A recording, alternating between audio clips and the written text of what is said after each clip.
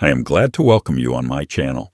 I sat on a wooden bench outside Vanderbilt University Hospital, clutching my hands together until my knuckles turned white.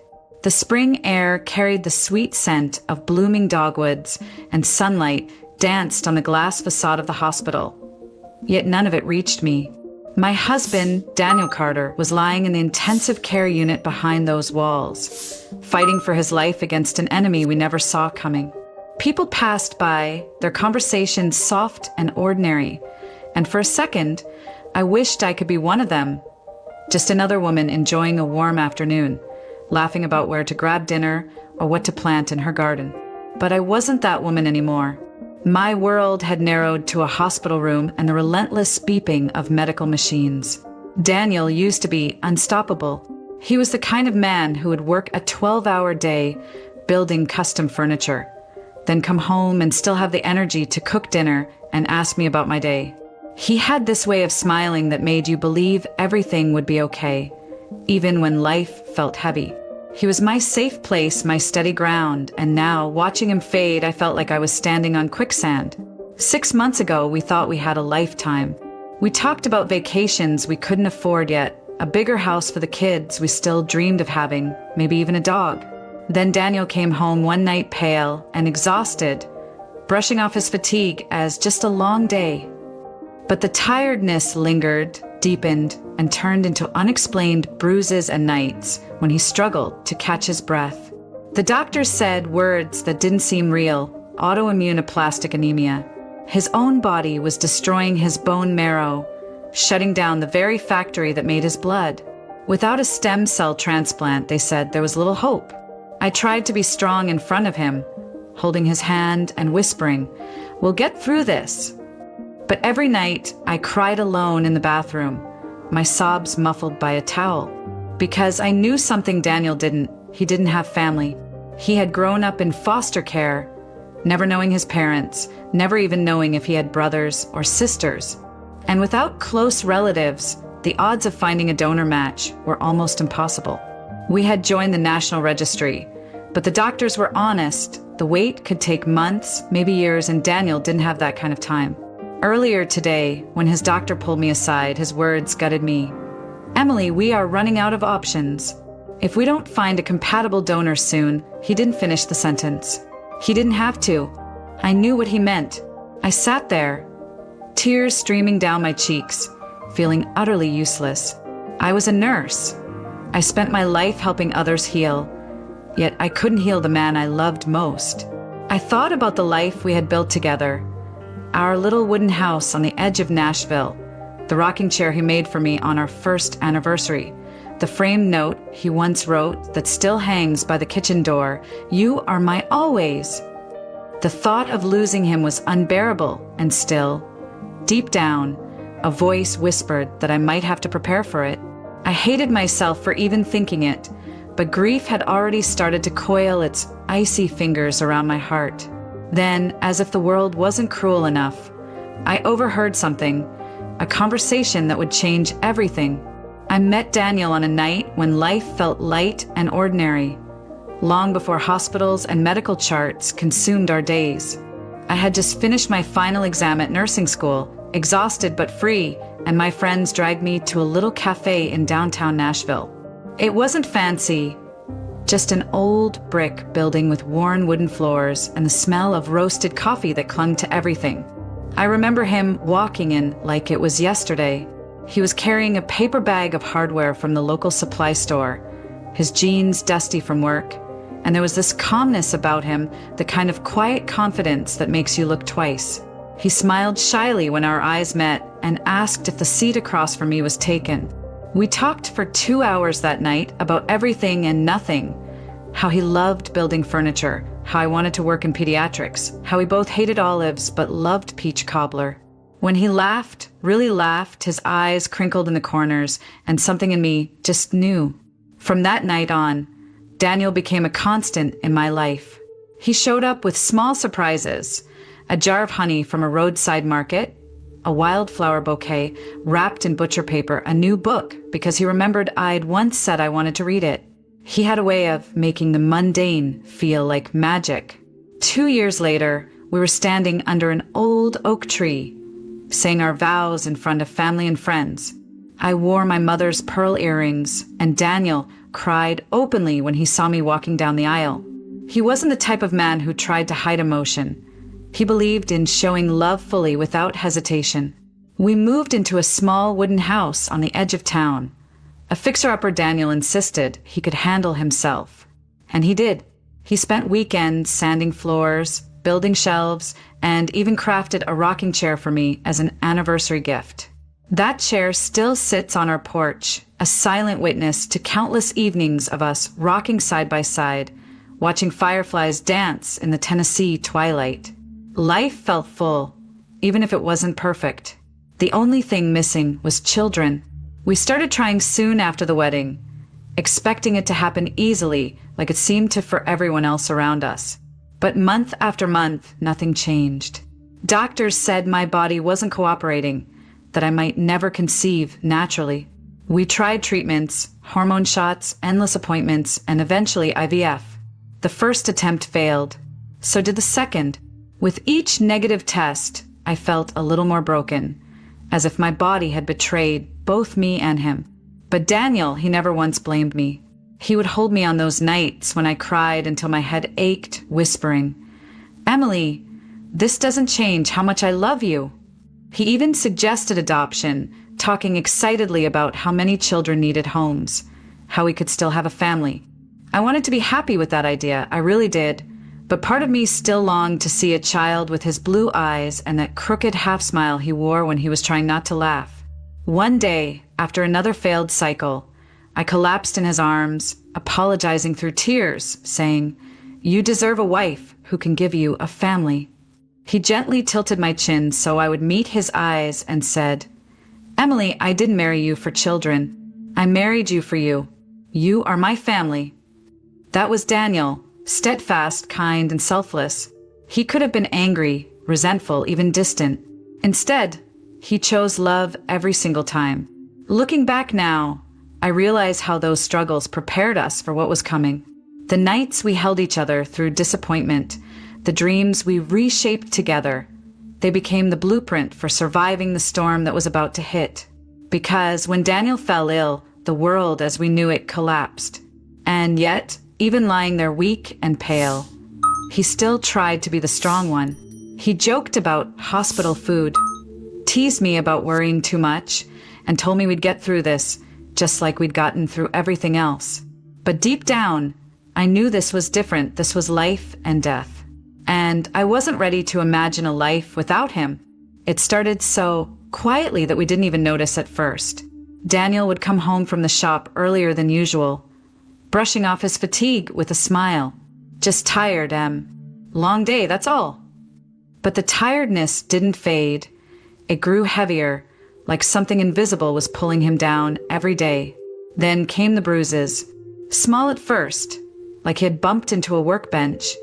But soon they appeared without reason, purple blotches blooming across his arms and legs.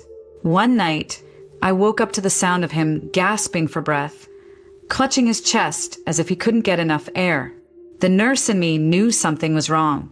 I begged him to see a doctor, and when he finally agreed, I thought it would be something simple, a vitamin deficiency, maybe stress. Instead, we were led to a hematology specialist who ordered every test imaginable. I'll never forget the moment the results came back. The doctor sat us down, his face too serious, his words deliberate. "Daniel, you have aplastic anemia. It's rare, and in your case, it's severe. Your bone marrow is shutting down." I felt like the air had been knocked out of me. Daniel just nodded, calm as always, and asked, "What do we do?" The answer was both simple and impossible. You need a bone marrow transplant. Without it, your body can't produce blood cells. But the process requires a donor match, ideally a sibling or close relative. I remember looking at Daniel, silently begging him to say there was someone, but I already knew there wasn't. Daniel had grown up in foster care, bounced from home to home, never knowing his parents or any siblings. He had no family tree to turn to, no one to call. We signed up for the National Donor Registry immediately, but the doctors were honest. It could take months, maybe longer, to find a compatible stranger. And Daniel didn't have that kind of time. The disease moved fast. He became pale, his strong hands trembling when he tried to pick up a cup. The man who once built furniture until midnight now struggled to walk across the living room. Even then, he tried to protect me. He joked about the hospital gowns, about how he'd always wanted to try that bald look once his hair started thinning from medication. At night, when he thought I was asleep, I could hear him whispering prayers under his breath, asking for strength, not for himself, but for me. I'd hold his hand in the hospital bed and force a smile, saying things like, "We're going to beat this." But inside, I was terrified. Terrified of losing him. Terrified of waking up to an empty house. Terrified of facing a life I hadn't planned for. One afternoon, after another round of transfusions, the doctor pulled me aside. His voice was gentle, but carried the weight of finality. "Emily, we are running out of options. If a match doesn't come through soon, I'm afraid he doesn't have much time." I nodded, unable to speak, feeling the tears burn behind my eyes. I had seen death before. Working as a nurse, you face it more often than most people. But nothing prepared me for the thought of losing Daniel. I walked outside into the hospital courtyard, desperate for air, desperate for anything that could steady me. That's when I heard it. 2 hospital employees were on break nearby, talking casually, unaware I could hear them. "You know that guy in ICU? Carter? He looks just like this guy who lives out in Pine Hollow. I swear, it's like looking at the same person." My heart stopped. Pine Hollow, a small mountain town just a couple of hours away? Could it be nothing more than coincidence? Or could it mean Daniel had family out there, someone who might be a match? For the first time in weeks, I felt something I hadn't dared to feel. Hope. Fragile, trembling hope, but hope nonetheless.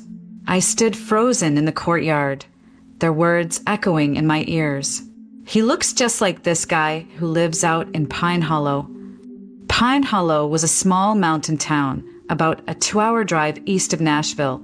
I had only been there once during nursing school for a community outreach program. It was the kind of place where life slowed down, where people still waved at strangers passing by. Could it be a coincidence?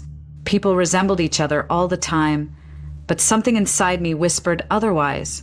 Daniel had grown up in foster care, abandoned at birth with no information about his family. He had spent years wondering if there was someone out there with his same eyes, his same crooked smile, someone who might actually share his blood. I remembered the time he almost tried to find his biological parents. We were sitting on our porch one summer night when he admitted, "Sometimes I think about looking for them, but what if they didn't want me then? Why would they want me now?" His voice had carried a quiet ache when I didn't know how to soothe. So he buried the thought, focused on building a life with me, choosing to believe that family was what you built, not what you were born into. But now, family wasn't just an abstract idea. It could mean the difference between life and death. That night, I barely slept. I sat at Daniel's bedside, holding his hand while the machines hummed softly. His skin was pale, his breathing shallow but steady. I whispered, "I'm going to fix this, Danny. I don't care what it takes." The next morning, I marched into work and filed for emergency leave. My boss, bless her heart, didn't ask many questions. She knew Daniel's situation and just hugged me before signing the form. I packed a bag, my heart pounding with a mix of dread and determination. I didn't even know the man's name, only that he lived in Pine Hollow and apparently looked like my husband. I had no plan, just a single picture of Daniel on my phone and a fragile thread of hope. Before leaving, I went to Daniel's room. He was awake, smiling faintly when he saw me. "You look like you're about to take on the world," he teased, his voice weak but warm. I kissed his forehead and whispered, "I might be." He tried to ask more, but I stopped him. "Don't worry about it, okay? Just rest. I'll be back before you know it." I wanted to tell him everything about Pine Hollow, about the man who might be his family, but I couldn't risk giving him hope only to break it if it turned out to be nothing. The drive out of Nashville felt surreal. The highway gave way to winding country roads, fields of early spring wildflowers, and eventually the rolling hills of Pine Hollow. As I crossed the old wooden bridge leading into town, I whispered a silent prayer. Please let this be real. Let there be someone out there who can save him. I parked near a small general store and stepped out, clutching my phone tightly. The people here moved at a different pace. Farmers loading feed sacks, an elderly woman sweeping her porch, kids riding bicycles on dusty streets. Every face I saw, I studied carefully, searching for some trace of Daniel's sharp jawline, his eyes, anything. I stopped at the general store and approached the clerk, a man in his 50s with kind eyes. Excuse me, I'm looking for someone. I don't know his name, but people say he looks like this. I showed him Daniel's photo. The man's eyes widened immediately. You're probably talking about Luke Henderson, lives out by the cornfields on County Road 6. Yeah, he does look like that. My heart skipped. Could you give me directions? He did, and I thanked him before heading back to my car. My hands trembled on the steering wheel as I drove toward what might be the answer to every desperate prayer I'd whispered in the past few months. I didn't know if this Luke Henderson was actually related to Daniel, but I knew one thing for sure. I was about to find out. The road to County Road 6 was little more than a stretch of cracked pavement winding through tall pines and open fields. A soft drizzle began to fall, the kind that seemed to hang in the air like a fine mist, clinging to my windshield and blurring the edges of the horizon. I slowed as I spotted the mailbox with faded white letters. Henderson. The house behind it was old, weathered, and surrounded by a field of corn stubble and muddy tire tracks. A rusted swing creaked in the wind, and somewhere in the distance, a dog barked. For a moment, I sat in the car, gripping the steering wheel, my pulse thudding in my ears. What if I was wrong? What if I was about to knock on a stranger's door and make a fool of myself? But then I thought of Daniel, his frail hand clutching mine, his smile trying to hide the fear in his eyes, and I stepped out of the car. The wooden steps groaned as I climbed them. I knocked, lightly at first, then harder when no one answered. After a moment, the door creaked open. A man stood there, taller than I expected, broad-shouldered but slightly stooped, with dark blonde hair falling loosely over his forehead. His eyes my breath caught. They were the same piercing blue as Daniel's, the same shape, the same intensity. He blinked at me. Can I help you? His voice was deep, cautious, with a rough edge like someone who hadn't had to entertain strangers often. I held out my phone with trembling hands, showing him the picture of Daniel. This is my husband. His name is Daniel Carter. People said you look like him. The man frowned, staring at the screen for what felt like forever. His expression shifted, confusion, disbelief, and something almost painful. He rubbed the back of his neck. Well, I'll be damned, he looked at me again, softer now. Who are you? Emily. I'm his wife. He stepped aside. You better come in. The inside of the house was humble, wood floors, mismatched furniture, the faint smell of coffee and motor oil. He gestured to a chair. Sit. You're saying he's your husband. I nodded, clutching my bag in my lap. He's in the hospital. He's very sick. He needs a bone marrow transplant. They said he has no family, but then I heard about you and my voice broke. I had to come. The man, Luke Henderson, as I quickly learned, sat opposite me, leaning forward, elbows on his knees. He looked at the photo again, shaking his head slowly. I think he might be my brother. Those words hit me so hard I almost couldn't breathe. Your brother? Luke nodded. Our mom, she wasn't much of one, to be honest. She had a lot of kids, most with different fathers. When I was little, she had another baby, a boy. She said she wasn't keeping him, signed papers at the hospital and left him there. I was too young to do anything, but I never forgot. Always wondered what happened to him. He rubbed his face with both hands, his voice cracking. I didn't even know his name until now. My eyes blurred with tears. Daniel's been looking for family his whole life. He thought he was completely alone.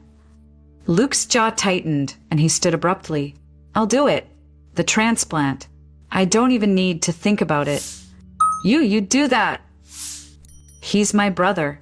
If there's a chance I can help him live, of course I will. He walked into the kitchen and returned with his truck keys. When do we go? For a second, I just stared at him, stunned by how quickly he'd made the decision. In my head, I had imagined convincing him, explaining the situation, maybe even begging, but there was none of that. It was like he had been waiting for this moment without even knowing it. We left Pine Hollow that evening, the rain now heavier, streaking the windshield as Luke drove behind me in his old pickup truck. My chest felt lighter for the first time in months. There was still fear, there was always fear, but now there was also something else. Hope that felt solid, like ground under my feet. When we arrived at Vanderbilt University Hospital, I led Luke through the sterile white halls to Daniel's room. Daniel was awake, propped up by pillows, his skin pale, but his eyes brightening when he saw me, then narrowing in confusion when they shifted to Luke. For a long moment, no one said a word. Daniel's mouth opened slightly, like he was staring at a ghost. Luke stepped forward, emotion thick in his voice. I think I'm your brother. Daniel blinked, tears welling instantly. My brother. I stood there, watching two men, strangers a day ago, brothers by blood, lock eyes as if recognizing something only they could feel. Daniel reached out a shaking hand, and Luke took it firmly. We'll talk later, Luke said softly, but right now I'm here to save your life. Luke's test results came back faster than I expected. The doctors wanted to expedite everything because Daniel's condition was deteriorating quickly. When the hematologist stepped into the waiting room with that soft, relieved smile, my knees nearly gave out. He's a strong match, she said. One of the best we've seen in a while. I turned to Luke, tears brimming in my eyes. Did you hear that? You're a match. You can save him. Luke's expression wavered between shock and determination. Then let's do it. When do we start? That night, Daniel and Luke finally had time to sit together. I stayed just outside the doorway for the first few minutes, giving them privacy, but I could still hear their voices. Low, emotional, hesitant at first, then warmer as minutes passed. Daniel's voice broke as he said, I used to dream about having a brother. I thought it was stupid, like dreaming about a house you'll never live in. But here you are, real. Luke chuckled, quietly, though his voice was thick. Guess life had other plans, huh? I'm sorry I wasn't there, Danny. I didn't even know. You don't have to be sorry, Daniel said, gripping Luke's hand with surprising strength for someone so weak. You're here now. That's all that matters. When I stepped back into the room, Daniel looked at me with damp eyes and whispered, I have a brother, Em. I'm not alone. I kissed his forehead and smiled, whispering back, You never were. The procedure was scheduled for the next morning. I barely slept, my mind racing through every possible outcome. Luke was calm, even joking with the nurses as they prepped him for the donation. Never thought I'd be giving my bone marrow to a guy I met yesterday, he teased, then looked at Daniel and added softly, but I'm glad it's him. The hours crawled by, but eventually it was done. The transplant went smoothly, and Daniel was moved to a recovery room while the new stem cells began their life-saving work. I sat by his bed, holding his hand, feeling the warmth return to his skin. For the first time in months, his face had a hint of color. Luke came in later, looking tired but content, and Daniel reached out weakly to clasp his brother's arm. You just gave me a second chance, he whispered. Luke smiled and said, Guess we're even now. You gave me family. I couldn't stop the tears this time.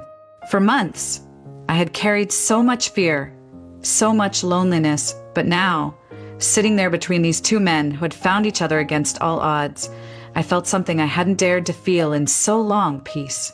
Outside the window, Nashville's skyline shimmered under the late evening lights, and I thought about how quickly life could shift, from despair to hope, from loss to gain. sometimes in just a matter of days. For the first time in months, I allowed myself to breathe deeply and believe that Daniel might actually survive, and that we had been given a gift far greater than we had asked for. The days following the transplant felt like stepping into a new world, one where hope finally outweighed fear. Daniel's body responded well to the transplant. Each morning, I'd watch for the tiniest signs: a bit more color in his cheeks, a steadier tone to his voice, a stronger grip when he held my hand. Luke stayed nearby, sleeping on an old pull-out chair in the waiting area when the hospital rules didn't allow him to stay in Daniel's room overnight. He never complained. One evening, I brought him a cup of coffee and found him staring at Daniel through the glass, a look of quiet awe on his face. "He's really my brother," he said softly, as if still convincing himself. Daniel began to regain his strength slowly, and one crisp autumn afternoon, he took his first steps outside since the transplant. I walked beside him as he shuffled carefully along the hospital's garden path, sunlight flickering through the changing leaves. "I forgot how good fresh air feels," he whispered, squeezing my hand. A week later, Daniel was discharged, and we returned to our little wooden house on the edge of Nashville, this time with Luke following in his old pickup truck, a permanent addition to our lives. The house felt different now, fuller somehow, like I had been waiting for this reunion all along. In the weeks that followed, Luke became a regular presence. He and Daniel would sit on the porch in the evenings, sharing childhood memories, at least what little Daniel had of his foster homes, and Luke filling in gaps about their mother, their early years, the siblings Daniel had never met. One evening, Luke handed Daniel a small, worn pocket knife with their father's initials carved into the handle. "It's all I have left of him," Luke said quietly. "I want you to have it." Daniel held it with shaking hands, tears slipping silently down his cheeks. The community of Pine Hollow sent cards, prayers, even casseroles when they heard what had happened. People I'd never met sent notes like, "Family is everything. Hold each other close." There was something profoundly healing about strangers caring enough to reach out. It reminded me that goodness still existed everywhere, even in the hardest seasons. Months passed, and Daniel grew stronger. His hair began to thicken again, his laugh returned, and he started building furniture in the garage. Slower than before, but with that same spark of creativity he'd always had. One evening, he pulled me outside to the porch where a brand new rocking chair sat, crafted with careful precision. "For you," he said simply. I sat down and felt tears blur my vision as I rocked gently, the chair creaking with a familiar warmth. We also welcomed Luke into our traditions. Sunday dinners became a staple, filled with laughter and quiet gratitude. Sometimes I'd catch Daniel and Luke looking at each other with these half smiles, like they still couldn't quite believe they'd found each other. One particularly golden autumn evening, Daniel and I walked along a tree-lined road near Pine Hollow, hand in hand, watching leaves swirl in the breeze. Luke was ahead of us, laughing as he carried his young niece, his best friend's daughter, on his shoulders. Daniel squeezed my hand gently. "You know," he said, "I used to think being an orphan meant I'd always be alone, but I was wrong. I have you, and now I have him too." I looked at him, feeling the truth of those words settle deep in my chest. "Family isn't always about blood, Danny," I whispered, "but sometimes it is, and it's beautiful." That night, as we sat around a small bonfire behind Luke's house, the flames casting soft glows on everyone's faces, I felt something I hadn't in so long. A calm certainty that we were going to be okay. Life had broken us down, yes, but it had also put us back together in ways we never expected. I rested my head on Daniel's shoulder, listening to Luke telling a story about their childhood neighborhood, and thought to myself, this is it. This is what healing feels like. Our story had begun in despair, but it didn't end there. It ended with family, with second chances, with a brother found and a life renewed. And as I closed my eyes, the crackle of the fire and Daniel's warm hand in mine, I realized something powerful. Sometimes life gives you exactly what you need, just when you're about to lose hope.